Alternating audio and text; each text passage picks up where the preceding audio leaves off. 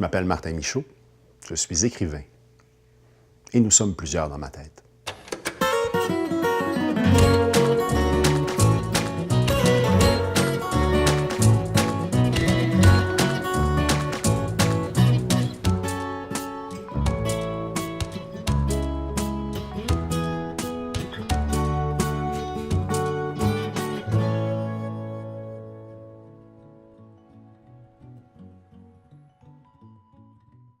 Martin, avant d'être écrivain, tu étais un avocat.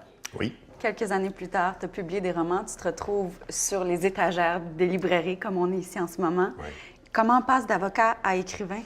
Bien, en fait, écoute, moi, ça a été tout d'abord, on a tous vécu un coup de foudre dans notre vie.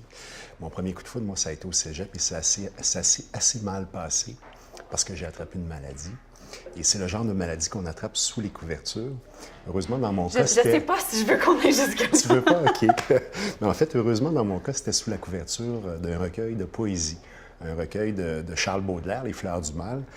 Et quand je dis que j'ai attrapé une maladie, en fait, au cégep, c'est que j'étais déjà un bon lecteur, mais à partir de cette découverte-là, il y a un prof qui a réussi à allumer une étincelle dans mes yeux. Et j'ai voulu commencer à écrire à partir de ce moment-là. Et être écrivain, c'est un peu ça. C'est avoir une maladie qui fait en sorte que, peu importe ce qui t'arrive, à un certain moment donné, la fièvre te reprend et tu ne peux pas t'empêcher d'écrire. Mais quand même, de passer d'avocat à écrivain, c'est en quelque part, puis tu l'as mentionné, tu disais que tu avais ce qu'il fallait pour être écrivain. Oui, bien en fait, c'est drôle hein, parce que on oscille dans ce métier-là toujours entre le désespoir et l'euphorie. Hein, comme là, aujourd'hui, on se parle et je suis en train de travailler là, sur un nouveau roman. Et aujourd'hui, c'est une mauvaise journée. Hein? Donc, j'ai l'impression que ce que je suis en train d'écrire, là, c'est vraiment pitoyable, que je suis le pire écrivain au monde. Si on s'était parlé la semaine dernière, là, je venais de finir un chapitre que je considérais extraordinaire, donc là, j'étais gonflé à bloc. Et donc, c'est un peu ça aussi, finalement, le métier d'écrivain, c'est de gérer ses hauts et ses bas.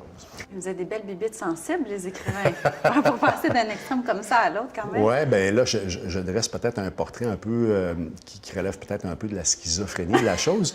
mais évidemment, entre ces deux états-là, hein, il y a toute la palette et la gamme des émotions.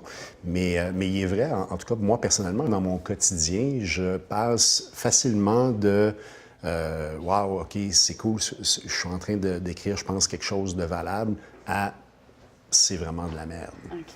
Est-ce que vous êtes des êtres solitaires, les écrivains?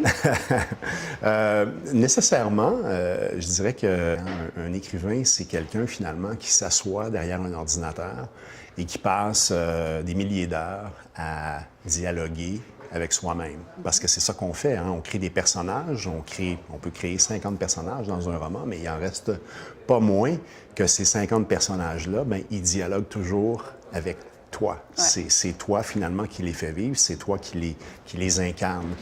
Donc, c'est un peu étrange, quand même, comme processus, quand tu y réfléchis. On revient à la schizophrénie. Oui, c'est ça. Il y a d'ailleurs une citation de Carl Jung que j'adore, qui est Je suis schizophrène et moi aussi ».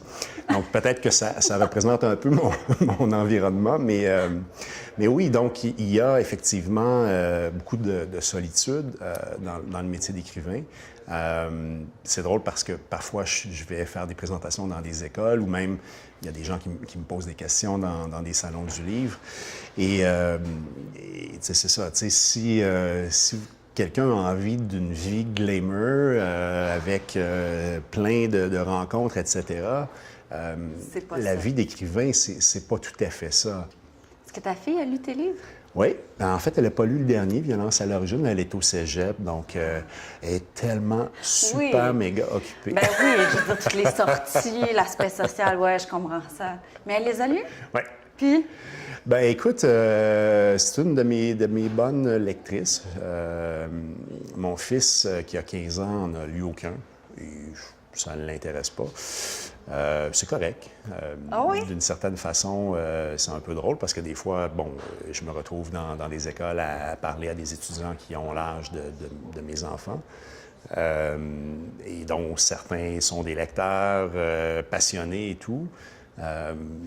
Et bon, Ton fils tu sais, est complètement détaché nul de n'est ça. prophète dans son Non, propre c'est pays, ça. donc nul n'est prophète dans sa propre maison. Pour nous, là, public, qui ne connaissons pas ça, moi, quand j'imagine un écrivain, ben, je l'imagine justement, là, tu sais, terré dans Ténébreux, son bureau, c'est ouais. ça, là, tu sais, pas trop de lumière, là, devant son écran d'ordinateur, qui est en train d'écrire, mais il y a un peu de ça, mais il y a aussi un peu de l'être humain normal qu'on va croiser dans la rue, puis qui... Bien, je veux dire, nécessairement, on est tous, évidemment, des êtres humains à la base. Et écoute, à 99,9 c'est du monde ultra sympathique. On fait le party. Et donc, on est loin là, de l'image là, de l'écrivain. Bien, c'est ça, ça me qui est- rassure. oui. Je suis rassurée cet après-midi de Oui. parler puis de réaliser que, dans le fond, tu sais, t'es un être normal. Mais c'est ça, je pense qu'il y a cette perception-là, peut-être parce qu'on écrit des trucs assez noirs, qu'on est des gens torturés. Mais honnêtement, je pense pas que c'est le cas. Je pense Ben, que... t'as pas l'air violent. Non. Puis à date, ça s'est bien attends passé. que l'entrevue se termine, Ah. par exemple, parce que là... Tu retiens ça tantôt parce qu'il y a des caméras.